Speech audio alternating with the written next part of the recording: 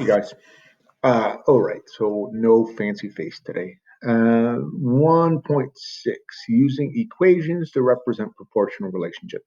This seems to be a sticking point for everyone. Equations. I, I, maybe it's just me because I've been doing this for so long. I think equations are pretty easy, but let's take a look. All right. So an equation of a line. All right, that's what we're talking about. An equation of a line. So this line passes through the origin and has a constant of proportionality, k. For any proportional relationship, k equals y divided by x, such that a line passes through the origin. Find the equation of the line by solving y and constant of proportional equation. What does that mean? That means that that means here's an equation, y equals 3x. So y equals k times x, k being 3. That's this red line right here. It's a line. Y equals 1/2 x. That's this blue line. It's a line. There, if you graph these equations, you get a line. How do you graph the equations, you say? You make a table. So if I take y equals 3x, if I put a 1 in here, put a 2 in for y, then 2 times 3 is 6. So if I put a 2 in for x, 2 times 3 is 6. I'll get 6 out there. And we can show that, put it in a table. Here's our 2, there's our 6. That's the point right there. Same with the half. If I put a 2 in for x, then I should get a 1 for y. And I grab my table on this one, a 2 and a 1. There it is right there. Okay, that's proportional equations, and they relate to a graph because if you put a number in for x, then you multiply by the constant and you get y.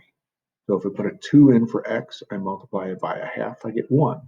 On the red one, if I put a 2 in for x and I multiply by 3, I get a 2. And every time I put a different number in, I get a different x out of there, or a different y out of there. And then if I connect all of those points, I draw a line. Right? So that's what it means. So how did we get that equation? Well, we started with y divided by x equals k, and do some algebra, multiply by x on both sides. X divided by x is 1, so it's gone. I'm left with y. That means k times y equals x. So that's where the equation comes from how we found k. It's just moving things around. That's all algebra really is moving things around. How does that work? How does that help us? So let's take a look. Here we have 79 cents per song. So if I'm buying downloads, one song is 79 cents. So if I buy two songs, 79 plus 79, $1.58. Three songs, 79 plus 79 plus 79 is 237, etc. So I'm just multiplying by 79 cents. So 10 songs will be 10 times 79 cents, which is $7.90. And 20 would be 20 times 79 cents, which is $15.80, etc. Okay. How does that work? So every time I had a song, I multiplied by 79 cents. So my equation is the cost of each song equals 79 cents times the number of songs. And I put that just by putting the letter next to the number. It says multiply. That's just definition of math there. Okay, so that's my equation. I know it's 79 cents per song, so I can write it like this, and then I can use it to solve stuff. Let's look at the other way.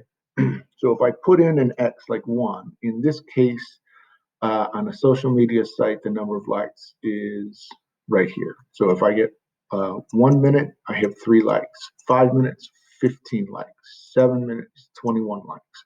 So what is the relationship between these numbers? So if I put all of these numbers on my equation, 1 minute, 3 likes, 5 minutes, 15 likes, 7 minutes, 21 likes, 10 minutes, 30 likes, then I can draw a line straight through all of these points. And notice it starts right here at the origin. So this is a proportional relationship, because if I draw a line, if I put all of these points on a graph and I draw a line, it's straight and it goes through the origin. So the points make a straight line. Can I find k on there? Yes. The line goes through 0, 0. What is k? If I take 1 times 3, I get 3. If I take 5 times 3, I get 15. 7 times 3 is 21. 10 times 3 is 30. If you had trouble figuring those out, you can do it backwards. 30 divided by 10 is 3. 21 divided by 7 is 3. 15 divided by 5 is 3. 3 divided by 1 is 1. It's 3. And this is also the 1R point that we talked about in the last video. This is the unit rate point, because I have 1 minute, so I have 3 likes, and that's every minute I get 3 likes. That's my rate, my unit rate. So, all right. So take a look at we now have our 3 representations of proportional relationship. We have a table, a graph, and an equation. The equation is y equals kx. The graph is a straight line through the origin. The table is two numbers, and if I divide them, I get k. So the equation and the table depend, y depends on x and has k. The steepness of the graph depends on how big k is. We noticed here, if k was 3, this was this one. If k was a half, it was this one. So depending on the number, it's more steep. They both make lines. The equation makes a line. The graph is a line. The table, they both start at the origin. They both go through the origin. So what are proportions? They're 2 lists of variables. They represent a proportional relationship, and they're determined by y divided by x. That's what I thought. Anyhow, you could be different. So let's remember, the equation that represents a proportional relationship or a line is y equals kx, where k is the constant. So if I ask you to write an equation, I will say I will want a y, I will want an x, and this k will be a number. How do I find that number? Y divided by x gives me k. Okay, I can find it on a table, I can find it on a graph. On the table, I divide the 2 numbers. On the graph, I look for this unit rate point, where 1 for the x value tells me what the y value is.